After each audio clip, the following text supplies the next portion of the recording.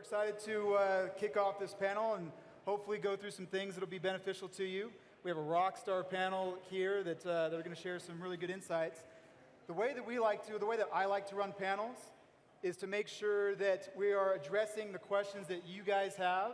So we have a short time, it's only 40 minutes. So what we're going to do is we're going to go through our very quick introductions, and then I'm going to open it up to you, the audience. I'm going to take maybe 3 or 4 very brief questions. We're not going to answer them right as you ask them, but we're going to use that as ways so that when we're talking on the panel, we'll try to weave in your thoughts, your questions into the comments that are made. So be thinking about it. We'll take maybe 3 or 4 after we do the introductions, and we'll get going. So, Bedy, you want to kick us off? Sure. Buenas tardes. My name is Bedy Yang. I'm Chinese-Brazilian, and I'm managing partner at 500 Startups. We're an early-stage fund based in Silicon Valley. We have accelerator in Mountain View and also San Francisco, and we are in around 50 countries, so we're pretty active globally. Great. Gracias. Awesome. Great. I'm David Brown, co-founder and managing partner at Techstars. We run accelerators in 19 different locations worldwide. I'm Gadi Mazor. I'm one of the partners and founders of OurCrowd. It's a hybrid between a VC and a very large angel network of over 10,000 angel investors globally. We are the most active fund now in Israel. We started 2.5 years ago. That's having fun. Hola. I like this crowd. Hola, my name is Ricardo Martínez Rico. I'm a founding partner of a business firm based here in Madrid, business consulting firm named Equipo Económico, which means economic team. I'm also a former deputy finance minister, but that was years ago. Our company is also helping startups to develop their plans, to develop their business plans. We also help them to get the financial resource they have, or they need. And we also help them to push for a regulatory framework which is also business-friendly here in the country for these type of firms. By the way, some of these firms are among those 100 firms which have been selected here now as part of the finalists. So I wish them good luck. Thank you. Thank you, Ricardo. My name is Qasar Younis. I am a partner and COO at Y Combinator. Y Combinator is an early-stage venture fund in Mountain View, California. I think one of the first accelerators or so in this space. We also, I'd like to, since I have the floor, we announced a research lab yesterday to work on really long-term projects, 25 years and beyond projects, which we're funding. So we're pretty excited about that. So we do a lot of things, but primarily do startup investing. Awesome. And just very quickly, my name is Jeff Harbach. As was said, I'm the president of the Kauffman Fellows.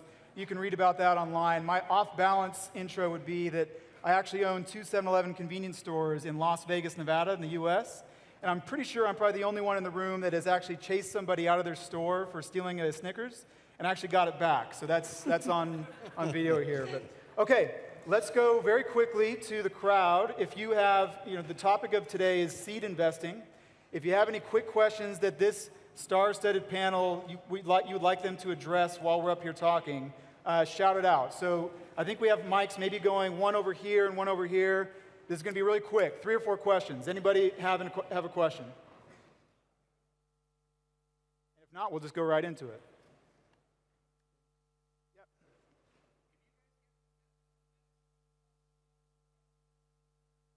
Yep. Okay. Good question. Others?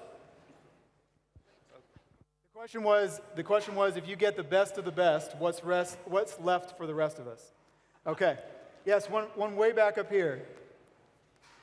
Wait for a mic to get there really quick. Yeah, she's in the very, very back, raising her hand. Anybody else on this side while the mic is going? Over there. Hello. My question has to do with education. I'm in the education field now, reformed banker, I call myself. Do you think there's anything in your own educational background or the background of your entrepreneurs that you're looking at that actually you find very critical in their success? Because a lot of people are studying like mad the question, are entrepreneurs born or are they made? So many people are spending a lot of time in education. Is it worth it? Or will it really help them? What will help them? That's a great question. Thank you. Maybe one or two more. Okay, one up here. Thank you. I would like to know what about European startups going to, if they want to go or we want to go to a program in the US, and if just specifically for very early stages, or like if you have a second round between $500,000 and $1 million, you still can try to apply to one program, because I think I've heard from many of people in internet, like videos, and especially Y Combinator also, that it's especially interesting for European companies to go through an accelerating program in the US, because you win some credibility with investors, right, as a foreigner. So I would like to know your opinion on that. Thank you. Thank you. Thank you. Okay, maybe one more. Quick one. Anybody?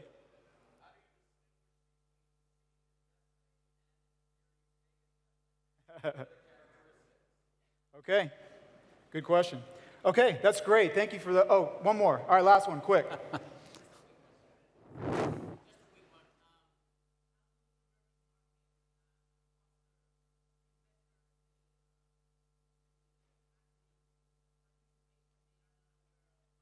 The technology field is. So maybe repeat that just really quickly. Emerging markets.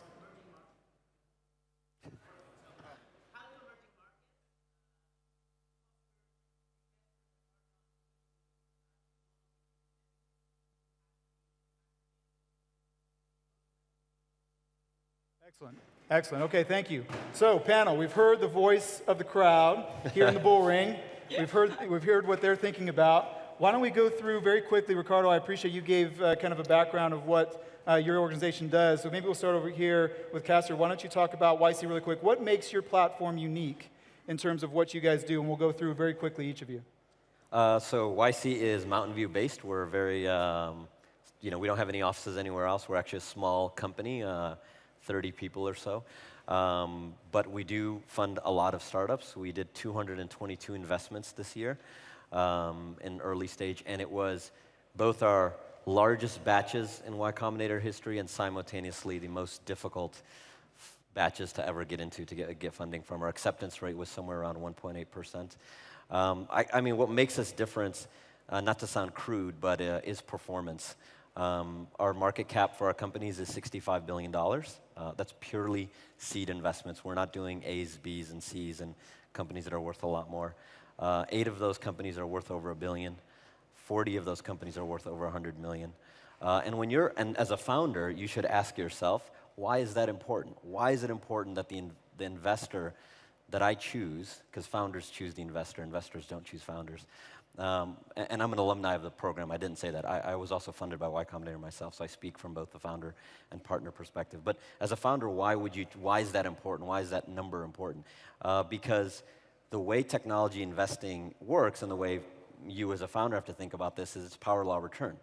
So you're either going to be a very big company or 1 or 2 standard deviations, you're going to be 0. The mean of a technology company is 0. So if you're an average founder, you're not going to make any money. And that's a very hard truth that you have to emotionally understand.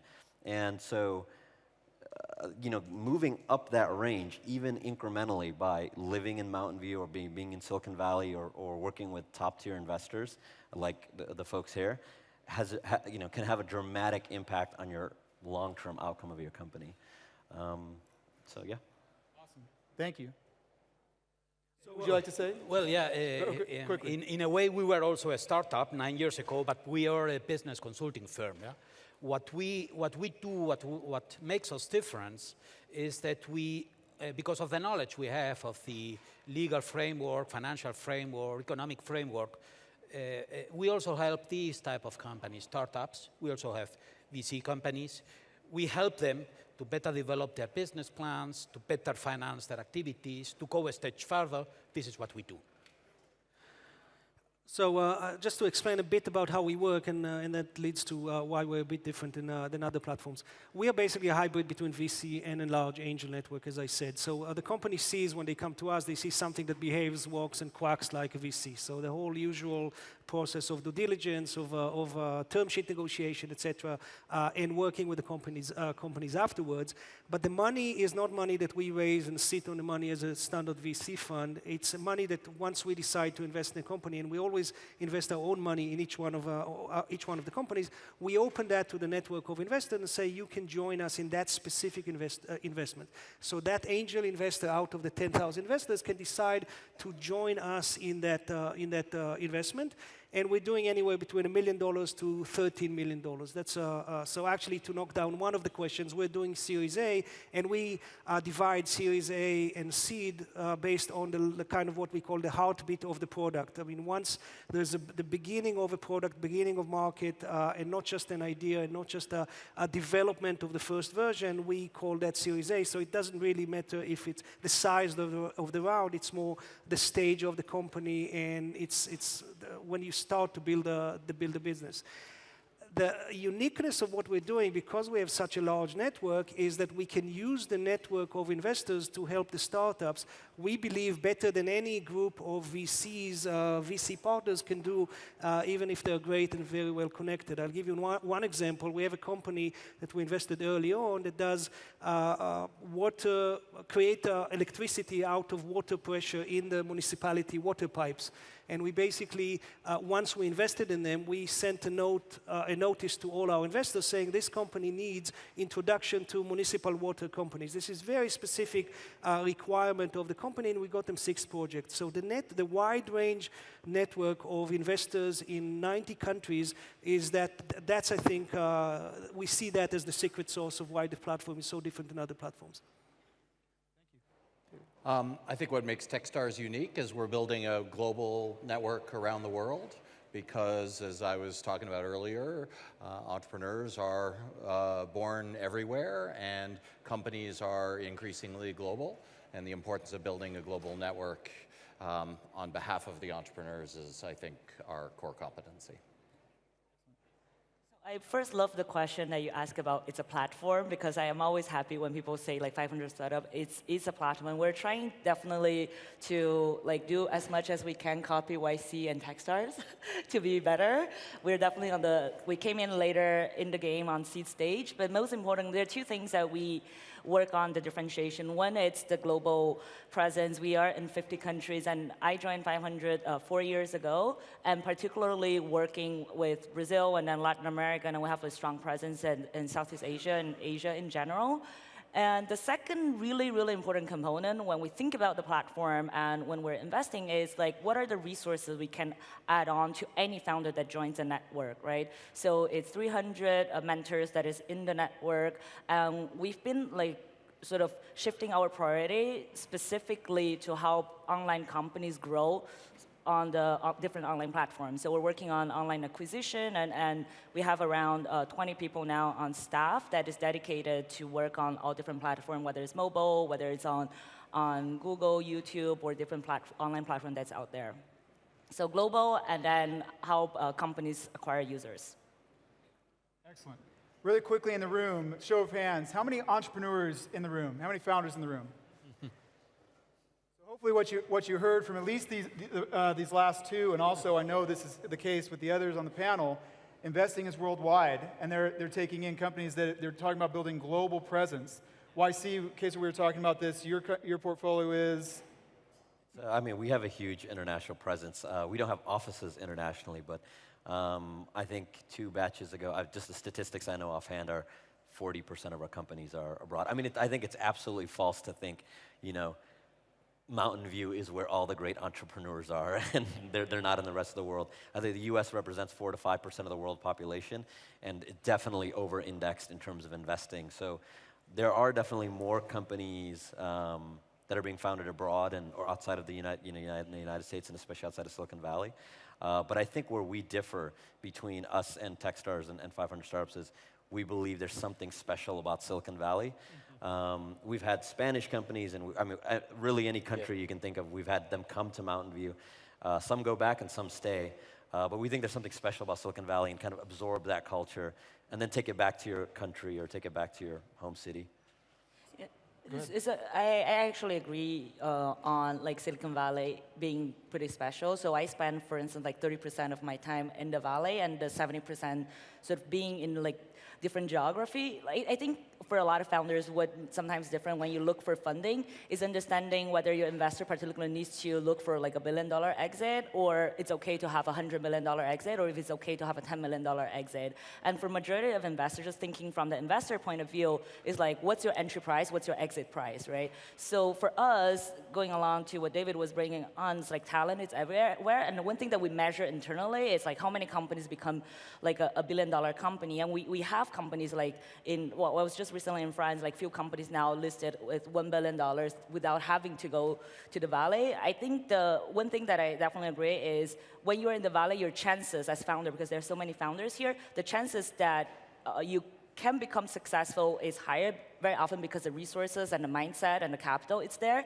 But then I think increasingly we are like, I think the fact that we're all here, it's a representation that like we are open to like invest in founders that are here too. So very often like at 500 what we do is like we have the accelerator, and if you are interested to go to the valley, spend 4 months and then go back to build a business in Europe or to build a business in Latin America, we feel like that's a big enough market. So if you go and build a $300 million company, for us, it's good from the portfolio perspective. To be clear, right, there's no doubt, I think everybody would agree that Silicon Valley is a special place. And, it is, it's great. Despite the efforts, that we have a presence in the Valley, and we are very pro, it's not that we're anti-Silicon Valley, we're pro everywhere else, right? Yes. That's sort of what we're trying to accomplish. Absolutely. So I think that hopefully if you're a founder in the room, hopefully the signal that you're hearing is that Silicon Valley is special. Everybody in the world knows that, but that investing and entrepreneurship and good companies are being built all over the world. And so you should see this as a signal of really good things to come for founders in the room. Let's go to a different question. So there's a ton of capital out there.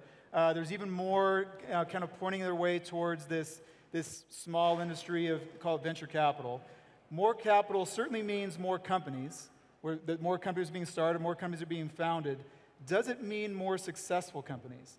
And what is your guys' what is your kind of your take on that? And maybe this is partly in answer to the question of if you guys invest in the best of the best, what's left for everybody else? So are there more companies to be had than just the ones that you're investing in? What is the impact on innovation from all this capital going into startups? Anybody can take it. Let's begin. My point is that obviously the financial resources help, but that's only a condition, a necessary condition, but not a sufficient one, in the sense that you need other assets to be developed, like education, like infrastructures, like excellent business schools, which also happens here in Spain, or excellent firms which are very much specialized in technology or in engineering or infrastructures. These other assets also help to better develop these type of firms. And to give you an example, 2 years ago here in Spain, there was a survey being made by the European Commission, and people and entrepreneurs were asked here in the country, in the middle of the huge crisis we had, were asked, what are the main obstacles entrepreneurs have here in the country? And the answer at that period of time was financing, obviously, 2 and 3 years ago. 2 months ago, that same survey was made, and the answer by the Spanish entrepreneurs was competition.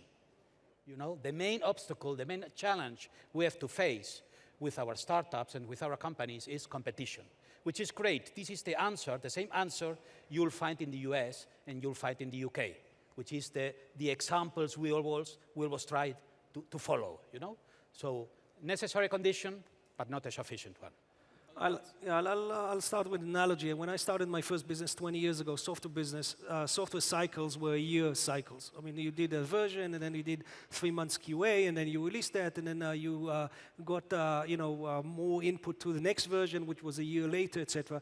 Now, as an investor, if a company comes to me and say that we're going to create a version a year, that's not the speed things are done now. I mean, you do versions, and and your testers in many cases are. I mean, there are many products that, for the lifetime of the product, are called beta. Okay, I mean, the whole cycles got completely faster. So we're doing way more deals than VC industry did 10 years ago. But the whole cycle is of testing and of ideas and of development of the ecosystem is different. So of course we have to do more deals. We have to be much quicker. I mean, when I raised money in the early 90s to my company, it was 6 months project with a VC to. A VC that does now 6-month project will lose the deal. I mean, and probably the company will lose the market by the time they're done. So we need to be much faster. So yes, we're doing way more deals. Many of them will fail, but the upside is also larger. I think, the underlying reason why it's absolutely positive that there's a lot more investing happening, and there should be more investing happening, is because there's many more users.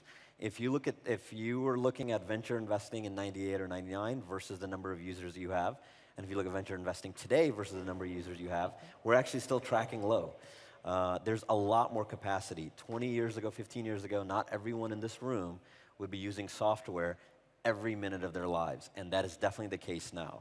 And so this general view that there's too much venture investing or too much seed capital is usually propagated by people who don't understand technology, who don't build software themselves. If anything, there's still a lot more capacity for investing. So then there's a more kind of fundamental question of, if you have lots of investing, you have lots and lots of companies being founded, does that necessarily mean there's going to be a lot of bigger companies? There's nothing in the laws of nature that say that we can only have $15 billion companies every year, or we can only have $20 billion companies every year. And so, we were chatting about this a little earlier. The more and more fundamental point is, if, let's say we're fast forward 30 years from now, there's 10x or 20x in venture investing, and 10x or 20x of early stage companies, that's fantastic. There is no reason why we need to live in a society where large companies dominate the economy. This view that Google or Facebook or General Motors or whatever the company is the way society should work is false. And it also leads to dramatic kind of wealth inequality, because you have a handful of shareholders who own vast majority of the resources. So when you have lots and lots of small companies, those shareholders tend to be employees, and therefore the wealth tends to be distributed. So I think this fundamental issue of wealth inequality is actually solved by lots and lots of smaller companies. And there's absolutely no rule or law in nature that says that we have to have big companies. And I think this kind of decentralized capitalism, we're going to look back at 2015 like we look back at 1915 with centralized government. Nobody, I think, in this room would argue centralized state-planned economies are successful. And I think in 50 or 75 years, no one will argue that large organizations and large corporations are the best, use of technical and human capital. And I think early stage investing is going to do that. Awesome. Addressing a little bit of I think that would sort of go through the two questions, and adding what Qasar was saying. It's the reason also we're so excited to like with 500 startups and at the stage that we are, is that we believe there's still like a huge gap where when you do investments, you can like help companies grow a lot. I think with the growth, whether you want to call that sort of significant like innovation to that, I think there's a sort of a definition that everyone have to go through what the innovation will look like. So first thing, like a lot of investors, we co-invest with a lot of investors, so it is not true like if we invest in everything, like what's left for the rest. A lot of us run demo days, and those are like really good way for us to co-invest with majority of investors who are in the room. And then sort of, I think it's sort of related to the question when you ask like, how do you move the asset class in emerging economy into like innovation, into the startup world? I actually think that the real gap that we see, of course, like when we look at Silicon Valley as a sort of benchmark, you see that the venture capital has fostered the innovation, right? So you look at as a way of trend to say, can we replicate that in Mexico? Can we replicate that in Brazil in our case, right? So I do think, like, specifically answering to your question, like, for that delta, either in the valley or around the world, more capital, it's more innovation, and we haven't caught up on that. The only caveat to think about, it's like, what 5 years ago, like the total amount the cash goes into like funding technology, the profile of companies, the need of amount of capital is very different today, and it will be very different in 10 years. So we're not only measuring by total amount of like asset that comes into a certain like area, industry, technology. It's just like it's constantly changing because a lot of platforms are out there, and then today it's a lot cheaper to fund companies than before, right? And in 10 years, there's going to be other sort of emerging platform that it's going to be dominant, and the funding could be, like right now we're thinking maybe, like things that I'm really afraid it's like the crowdfunding, right? Like I think that's a real competition for us, because if you think about like in the US, you can like invest with $1,000 and like you go on a TV show and then you say this company's fundraising, and then everyone can put $1,000. That actually really, really fundamentally changed. So with the legislation, with different platform, that fundamentally changed how like the funding and innovation can be changed. So the only sort of caveat to think about is that we often think about through a framework of today, but I think the framework of tomorrow is going to be very different from today. So David, I'm going to switch gears a little bit here and say, so Techstars has a very programmatic approach to how they grow and develop entrepreneurs. One question back here was asked about, the educational background and what you're kind of looking for. You guys are obviously very good at looking at talent and understanding what that looks like. Maybe you can talk a little bit about maybe some things that you've seen from entrepreneurs, maybe in their educational background, that have helped you have the ingredients to help them grow.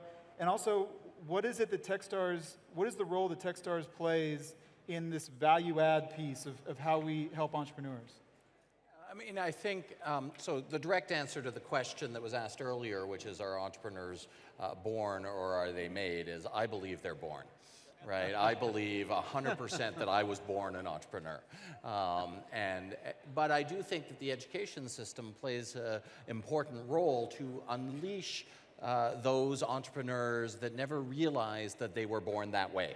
And I think that that's what some of the activities that happen in the non-accelerator activities that Techstars does, like Startup Weekend and Startup Week. It's an exposure to entrepreneurism that allows somebody who's been in a cubicle at IBM or at Microsoft, right, for years and years, who has, maybe missed the early stage of his or her life and is now sort of exploring, maybe this thing isn't for me. I've made a little money, I've saved a little money, I want to go off and I want to try it. And I think the education system can play a big role to continue to help those entrepreneurs that haven't sort of discovered their inner desire to be a startup, to unleash that on the world. And I think that is a great thing, right? To continue to have more. It's great for all of us to unleash the inner entrepreneur in society as far and wide as we can, because those are going to create all of the great new companies and generate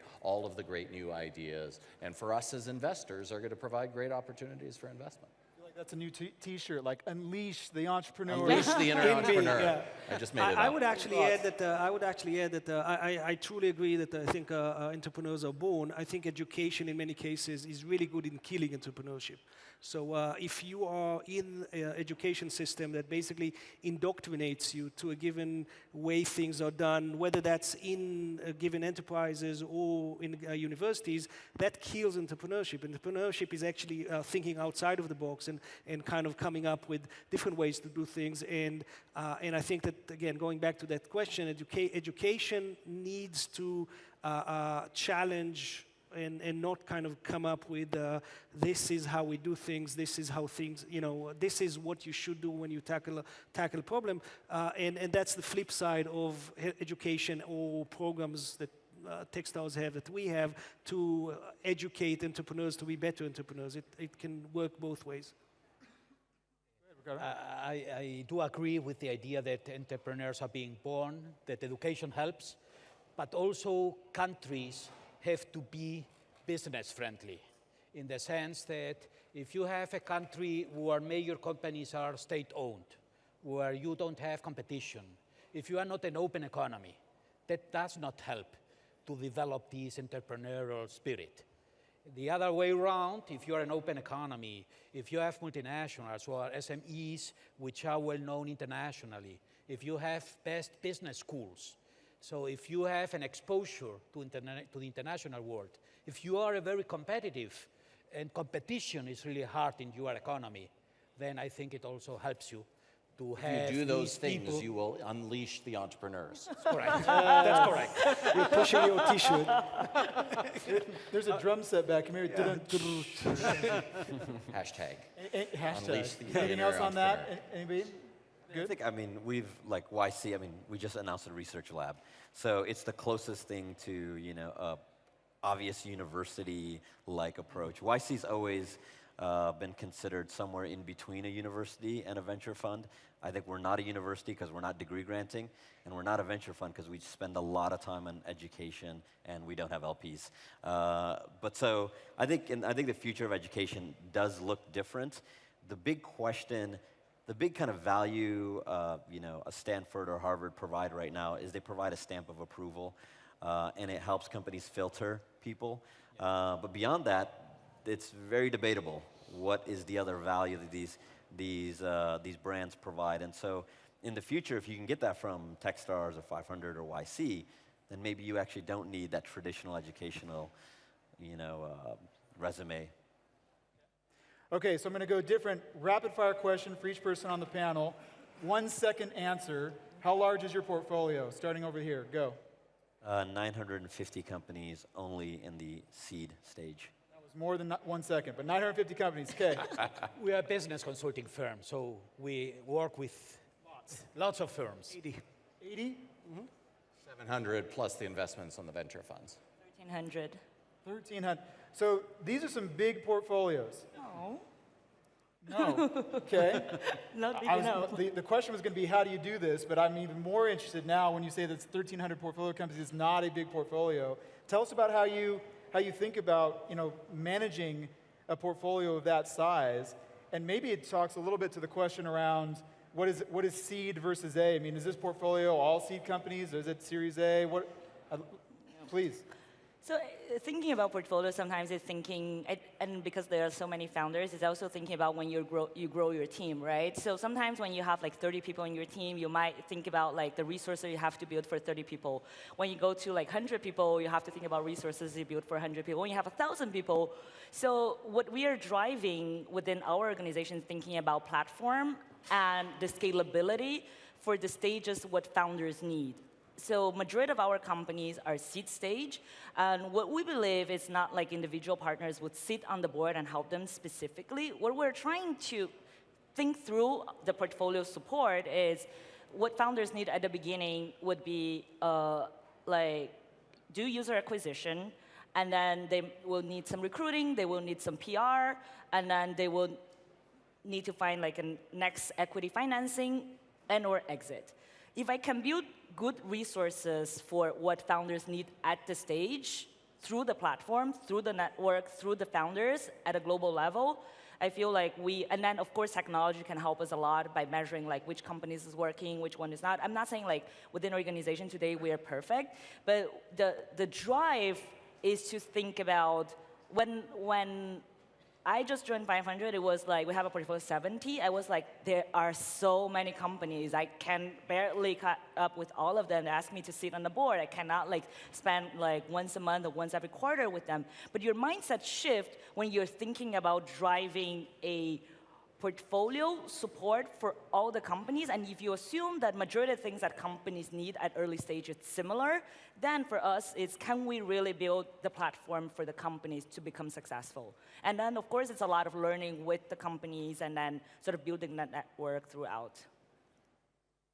So I'd say, you know, the obvious answer is tools, software, automation to sort of help support the portfolio. And I'm sure all of us, right, think of our technology as being the best in that regard. But I think it takes people, right? That it's people that are the glue that helps a large portfolio, know what technology to use, who to get connected with, have questions as they're scaling and growing their business. We support, our portfolio with 130 full-time employees worldwide to be there in support of entrepreneurs at all the different stages on their journey.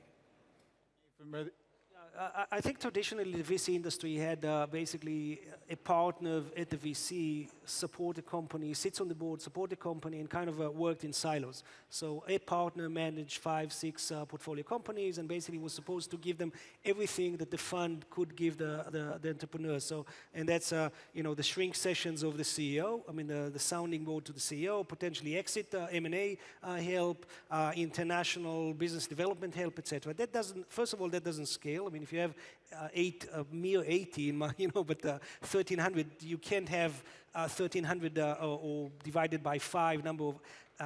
But then also, a given partner can't really answer all those different requirements. So instead of basically going this way, we go this way. We basically say we, as a fund with 80 companies, have organizations. For instance, we have a chief exit officer. In our portfolio, at any given stage, there are a few companies that are looking at M&A transactions. And then that person, which has an investment banking background, is helping the relevant companies at their time with this better than what a typical VC partner would do, depending on his own experience. The same with international business development. We have an organization that basically foster a relationship between us and international, multinational organizations, and we give them a window to all our portfolio better than any one partner can. So you look at that matrix, and instead of going kind of one partner supports a company through the different parameters, there's vertical organizations within the fund that help the different companies with the different requirements. And that is a scalable structure. So I'm looking at the clock. Looks like we have 3 minutes left. So we've reached the multiple choice part of the panel. So I'm going to give each panelist a multiple choice. You can answer any one of the 3 questions that you like. I think 2 of the questions that were still unanswered from the audience were, if you're a European startup and you're thinking about going to a U.S. program, if you're early, when should you think about going to a U.S. program? That was one of them. Another one was around emerging markets. How do you foster investors to participate in their companies? So that's number 2. And then number 3 would be anything you want. It could be anything that you want this audience of Spanish entrepreneurs and Spanish investors to hear. Choose one of your 3. You have 30-ish seconds. Go. I'll take option 3. Me too. I think one of the things, speaking as a founder, I think in 2005 there was not as much advice as there is now. Now there is too much advice, and if you're sitting as a founder and you're wondering, well, who should I listen to? There's all these blogs. There's so much noise in the ecosystem. I'll give you a slightly controversial answer, which is only listen to people who have done it themselves and have been successful. I think everyone has opinions, and everyone has read a lot about what making software or technology companies about, but it is a much smaller group that have actually done it and then have actually had significant and successful outcomes. And so then the question as a founder is, like, why is that important? Because the difference between a great company and an okay company is just a little bit, and when we're talking about these power law returns, that slight different advice can have a huge, as in hundreds of millions of dollars of impact to your company. So take advice only from people who've already done it successfully. 30 seconds each. Go. Thank you, Jeff. Being part of the Spanish quota here, let me use your 3rd question. And I want to refer to my view, which is a very positive one, referring to the evolution of the Spanish ecosystem and referring to the evolution of the Spanish economy. You know, if we have been able to challenge that very huge crisis, if we now have the financial resources we didn't have 3 years ago, if our companies have also been able to find and to look for other sources of financial resources than just the banks, if we are also having very successful multinationals abroad, and not only in Brazil or in Peru or in Germany, but in the UK and in the US, That means that our companies and that our entrepreneurs, that our people are very much prepared to face these very huge and competitive markets. That means that we also see that the economy is moving and that these type of people, these type of initiatives are also moving in a very positive sense. Go. I'll go even shorter than 30 seconds. I'll go with option 2 on kind of funding in new markets. We basically believe that the old model of VC, of a fund that sits on that has a limited number of LPs that are committed to, that's old school. That worked for Israel 20 years ago. And basically the money needs to come from local, much wider, much more democratic install base of investors, basically. So the structure of how that entity should work with the company is pretty much like a VC does in terms of working with the company and screening the companies, but the money needs to come from a much wider range of investors. And that's what we're trying to replicate. That's why we're opening an office in Madrid very soon. So that's I think, the model for the future. I'm just going to take question 1 because I think it was made for me. You know, rather than apply to a US accelerator, consider applying to an accelerator that has European operations and has strong ties to the United States, right? That's what we're trying to accomplish. Quick advice in general, so I guess it's 3. It's more than education or anything specific or a brand. It's the context, it's put yourself in the context and the network that's going to sort of move you fastest to that, right? So Jeff, it's running Kauffman Fellows, like if you're an investor, that's a really good network to be part of, and I'm proud Class 17 too. But just in general, I think it's just really important for founders, like if you're isolated in Spain, like really important to think about how do you access any of the network that we are providing, and all of us are here to be available for global talents. And also investors too. Okay, so I think our time is up. I hope this panel was helpful to you. Please join me in thanking the panelists. With a clap. Thank you.